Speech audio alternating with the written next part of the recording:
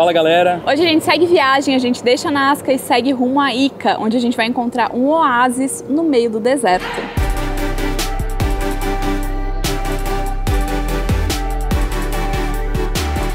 É bem pertinho e não tem serra agora, graças a Deus. A gente tá perto do litoral, então agora a gente pega a estrada sentido Ica.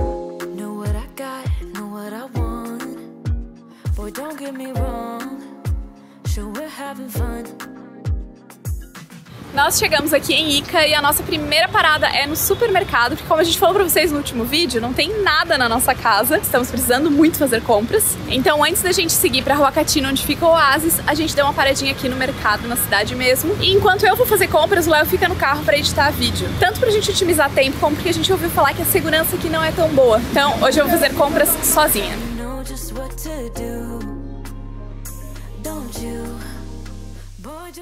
Estamos precisando repor papel toalha, essas coisas, então acaba sendo uma compra mais cara quando tem produto de limpeza, né? Tudo isso de papel, esponja, pano, então isso acaba sendo mais caro. Já estou me preparando psicologicamente, porque aqui é tudo muito caro, mas eu peguei aqui um kit fronteira. Pra frente a gente vai passar em algumas fronteiras aí meio rápido, então eu peguei aqui macarrão, alho desidratado e polpa de tomate. Que a gente pode fazer macarrão com alho e óleo ou macarrão com tomate e não tem problema. Uma coisa que tem bastante aqui até é batata palha. O formato não é o que a gente mais gosta, que a gente prefere a mais fininha, mas tem bastante batata palha por aqui. Essa aqui inclusive é a marca do mercado. Tá saindo R$4,70 um pacote de batata.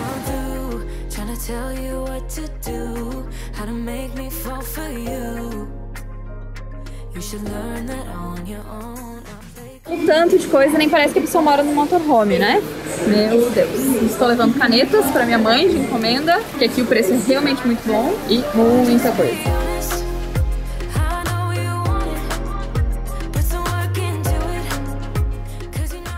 Olha, pelo tanto de coisa que eu comprei, eu achei que ia ser mais caro. E depois de 2 horas no mercado, basicamente, 1 hora e pouco, estou voltando pra casa e eu quero mostrar pro Léo o que eu peguei pra nossa janta. Apesar de eu só ter comprado coisa saudável praticamente, só verduras e carnes de comida, assim, eu comprei umas coisas pra nossa janta que quando eu vi, assim, eu fui obrigada.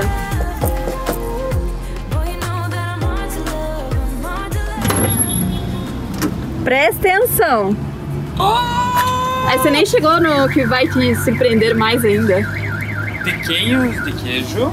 Pastelzinho de queijo. Bolinho de aipim com presunto. Só tinha com presunto, os de carne eram grandes. Boliucas de queijo. Bolinha de queijo. Poxa vida. A compra é toda saudável.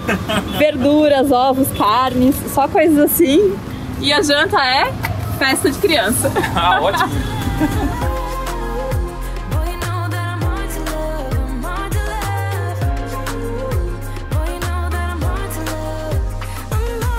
Bom dia, galera! Bom dia! Nós estamos agora aqui em Huacachina, que é onde tem um oásis no meio do deserto aqui no Peru. A gente descobriu que não é o único oásis que tem aqui, mas esse é o mais famoso. E a gente deixou o carro parado do ladinho de um hotel. Foi super tranquilo, né? A verdade é que nós já estamos aqui há 3 dias. A gente ficou trabalhando e hoje a gente tá saindo pra dar uma volta e mostrar um pouco pra vocês. E a gente vai mostrar que nem sempre um oásis vai estar com aquele céu lindo. Como a gente vê nas fotos, hoje o tempo tá meio ruim, mas a gente vai mostrar pra vocês mesmo assim. E aqui ao redor é tudo duna, então atrás do motorhome a gente já vê um monte de areia, do outro lado a gente vê um monte de areia e aqui na frente já tá a parte mais turística e é pra lá que a gente vai agora. Mas infelizmente o cenário não é todo bonito, né? A gente tem bastante lixo aqui ao redor, tem uma parte lá em construção inacabada, então, né? A gente imagina algo de um oásis e nem sempre é o que a gente vê.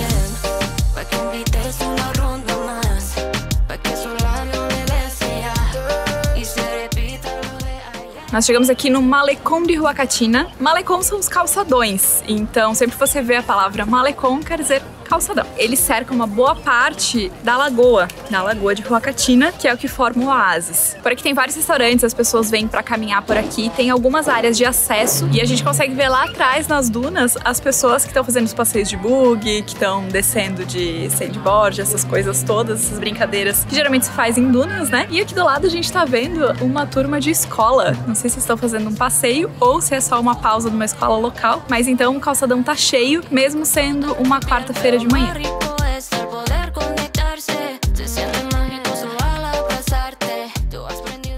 E aqui o tempo muda muito rápido. Então tava um tempo bem feio e já tá começando a melhorar bastante. Eu acho que até a gente terminar o passeio vai estar já o céu bem azulzinho. O Léo falou a hora que acordou. Nossa, você já viu o tempo? Bem, hoje a gente vai gravar, tava tudo nublado, assim, o tempo muito feio. Agora já tá um sol bonito.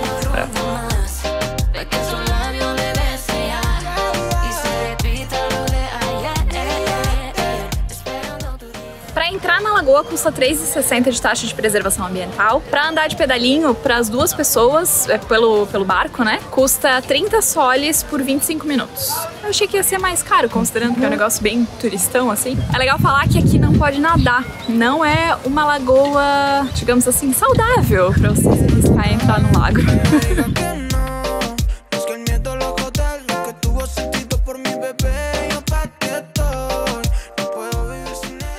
Esses restaurantes aqui que tem cardápio na frente, deixa eu mostrar mais ou menos os preços. Menu 25 soles, nachos e 2 coronas, 40 soles. Aqui tem um outro restaurante que também tem o cardápio na frente. Especial de almoço, 25 soles e happy hour, 2 bebidas por 28 soles. Asas barbecue ou búfalo e uma cerveja, 30 soles. Agora esse happy hour é bom, hein? Pois é, né? Mas é bom mesmo o preço, porque normalmente a gente paga isso aí por uma bebida aqui, né? É 21, 20 até 28 é o preço, né? É, então infelizmente, praticamente aí uns 25, 30% de desconto, né? Preço bom, né? Que normalmente a gente paga. Que normalmente a gente paga não, né? É. Que normalmente se cobra, porque a gente não paga. A gente não paga normalmente, são só em ocasiões mais especiais. É, eu acho muito caro, principalmente por drinks comuns. Se vocês forem ver, o preço que a gente pagou no Museu do Pisco por drink, que a gente tomou um drink cada um pra experimentar, foram 28 soles. Eu acho muito caro, eram drinks diferentes, era uma situação pontual. Mas assim, tipo, vai sair pra comer alguma coisa, não vai. É muito caro. Mas aqui eles têm a opção de você comprar sucos por preços relativamente muito bons. Suco natural de limão ou de maracujá, e a gente ama o suco de maracujá, então geralmente essa é a nossa opção. E aí uma jarra de suco vai sair na faixa de 15 soles. Então o preço fica bem melhor, né? E eu continuei andando falando com vocês, mas perdi o marido.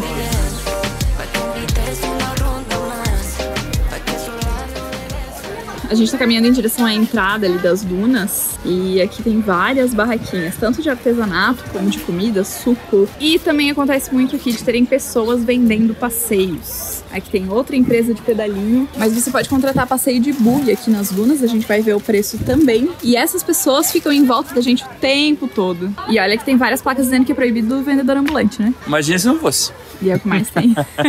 Foi perguntar pro vendedor, pro alugador de pranchas de sandboard quanto custava. E aí ele falou que custa 10 soles. E eu perguntei, por quanto tempo?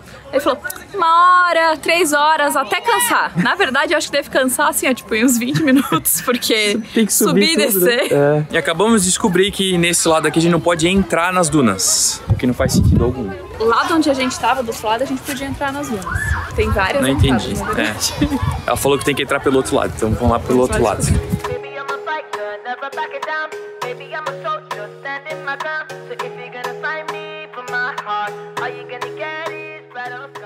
E também uma outra mudança da época que a gente veio pra agora é que tá se cobrando pra entrar nas dunas caso você vá praticar algum esporte. Eu não sei se andar de carro paga, ele só falou de tubular, que é descer de sandboard, né? Que é essa mesma taxa de R$3,60 pra você entrar na lagoa. Isso. Você paga uma vez só e pode fazer as duas coisas, mas é a taxa de preservação ambiental. É. E aí, como a gente mostrou, tem alguns pontos de ingresso e alguns pontos pra sair das dunas daí. E agora realmente o tempo limpou assim. Tá até calor. Tá calor, é. Mas não tem mais uma nuvem no céu.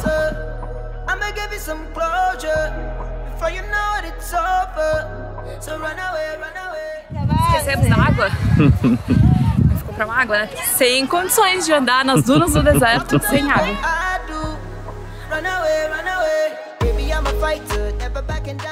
A gente subiu só até um pedaço das dunas para tirar boas fotos, mas é meio complicado porque você tem que caminhar muito e aí acaba sendo muito cansativo. Então se você vier fazer um passeio de buggy, por exemplo, que é uma das principais coisas que tem para fazer aqui, pedalinho, sandboard e passeio de buggy, quando você volta, ele te deixa na parte de cima das dunas. Então você consegue tirar fotos e tal, e aí descer, porque descer é sempre mais fácil, né? O problema é subir. E a mareia é muito fina, muito fofa, então o pé afunda, é bem cansativo, mas vale a pena pra conhecer. Então a gente veio até aqui, onde tem uma vista um pouco mais bonita. Mas assim, né, é um lugar que ficou muito conhecido pelas redes sociais, pelas fotos, é um daqueles lugares que viralizou por causa das fotos, mas nem tudo que a gente vê nas redes sociais é realidade, né? Então aqui, por exemplo, é muito difícil da gente conseguir tirar uma foto sem pessoas na frente, tem que escolher um horário muito bom, ou muito cedo, ou muito tarde, então não venha com uma expectativa muito alta, é um lugar legal, vale a pena conhecer, se você estiver fazendo o trajeto entre Cusco e Lima, por exemplo. Mas eu não sei, a primeira vez que a gente veio especificamente pra cá, né?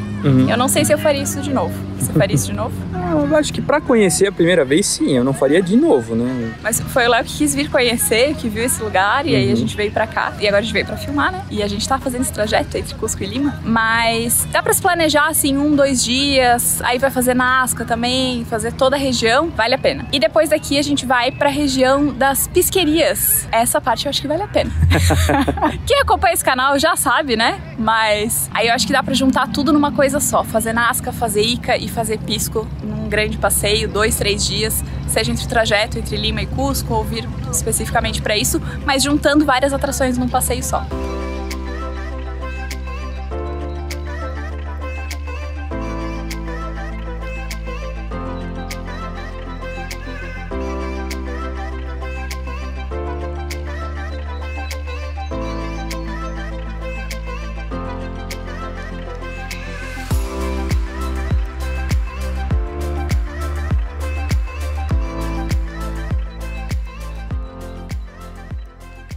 E a gente não vai fazer o passeio de buggy porque a gente já fez esse passeio quando veio aqui em 2019. A gente já conhece, é legal, acho que vale a pena, porque vai dar uma volta de buggy realmente com a vista do deserto, assim, né? Então é um visual muito legal.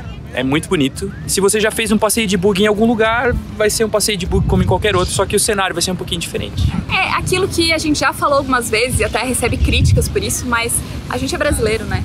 A gente tem muito disso, né? A gente tem lugares com dunas muito bonitos no Brasil e que fazem esse tipo de passeio também. Então acaba não sendo tão fora da curva como pra quem não tá acostumado com esse tipo de coisa, né? Mas aqui a parte mais legal realmente é o oásis. Uma pena que com a exploração, principalmente do turismo, acabou que tá cheio de construção, tem muito lixo também em volta, porque o oásis em si é muito bonito, cheio de palmeiras em volta, realmente o que você imagina de um oásis no deserto, né? De uma coisa meio paradisíaca, assim, mas é o impacto do turismo que a gente vê em todos os lugares, né? Até porque a gente tá super perto da cidade, né, de Ica. Então, do centro de Ica pra cá, eu acho que não dá 5 minutos, é super rapidinho. Então, dependendo do ângulo que a gente filma aqui, a gente não vê a cidade atrás por causa das dunas que estão ao redor aqui do oásis. Mas se a gente subir um pouquinho mais, a gente já começa a ver a cidade ao redor. Infelizmente, tá chegando a urbanização já faz um tempo aqui, e aí realmente acaba tirando um pouco dessa magia do oásis, né?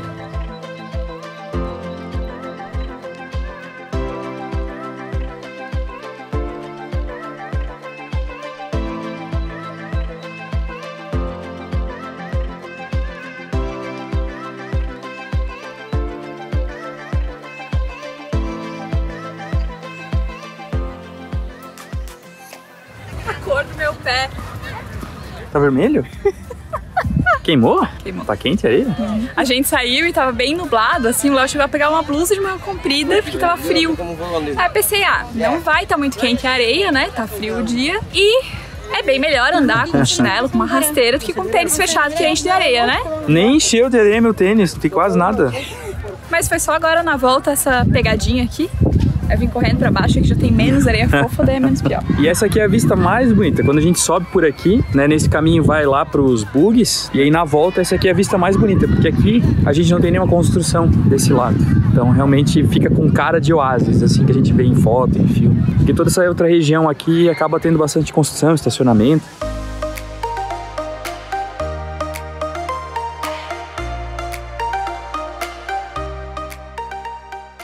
Falei, ó, quase não tem areia no pé. Não entrou nada de areia no tênis. E o bom é que o teu tênis quase não tá estragado, assim, né? Não. Tá 100%? Ele só tem um... tudo pensado, né? Daí a gente usa esse tênis pra bater mesmo. Sim, pra destruir. Pra destruir, que agora já tá, né? No fim da vida. Então é bom ter um tênis assim pra daí poder enfiar dentro da areia. Se teve uma coisa que eu aprendi na construção do motorhome é que a gente precisa ter pelo menos uma roupa. Na verdade, morando no motorhome também, né? Pelo menos uma roupa e um calçado assim pra destruir. Porque vai ser necessário em algum momento. E a gente falou antes que não entende por que eles estão cuidando da entrada daquele lado lá e esse tipo de coisa. Porque do outro lado não tem ninguém cobrando. A gente tá saindo agora mais perto do motorhome e é tranquilo, não tem ninguém, não tem nada. Não tem ninguém. Então não faz muito sentido, sabe? Dá pra entrar por qualquer lado, pra areia, então...